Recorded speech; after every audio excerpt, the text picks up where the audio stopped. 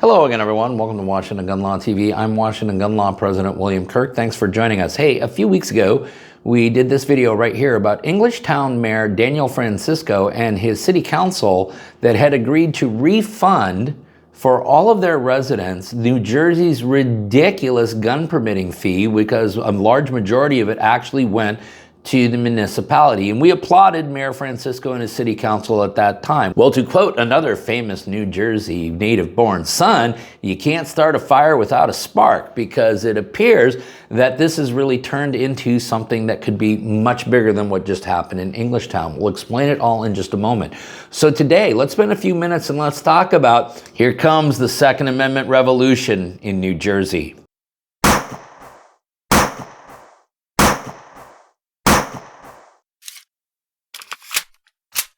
Okay, America, we're actually going to go out and we're going to talk about the state of New Jersey, but for once, well, actually the second time now, we're going to talk about the state of New Jersey in a very positive way, because they are one of those states like New York, like Illinois, like California, that they don't get a lot of positive coverage here at Washington Gun Law. But we have already give big kudos to Englishtown Mayor Daniel Francisco, who discovered that of these $200 that were being added on to New Jersey concealed carry permit costs, 150 of that was being directed right back to the municipality. And he and all the good folks on the city council decided that, well, we don't need that money. That money is better used giving it back to the New Jersey residents, the residents of our town. And they did exactly that. Now, we thought it was a pretty cool idea, and we certainly had encouraged other mayors to do it, but recognizing that we don't have a lot of influence out there in New Jersey, it would appear that Mayor Francisco, on his own, as well as others, have started quite a trend out there.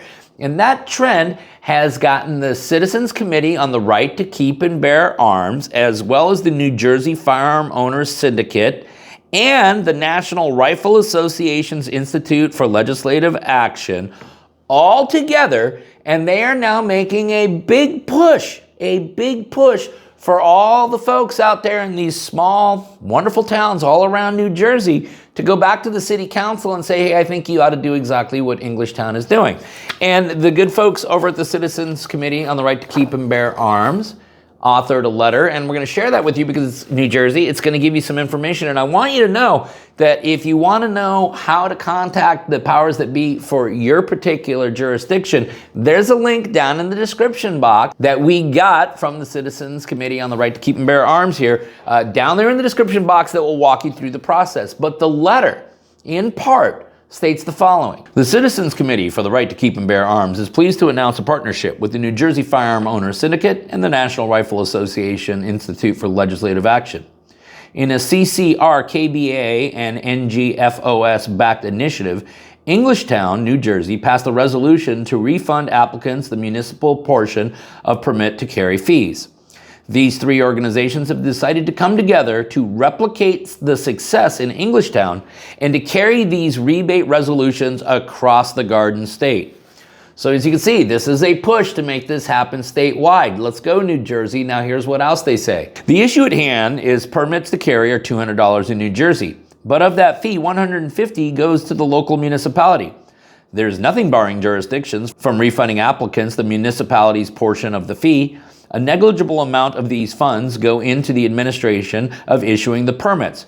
This shows the fee is strictly punitive in nature. Then the Citizens Committee quotes Alan Gottlieb directly on this issue, who states, a lot of revolutionary ideas get drawn on cocktail napkins, but it wasn't until after we saw how successful this project was in Englishtown that we knew we were on to something big.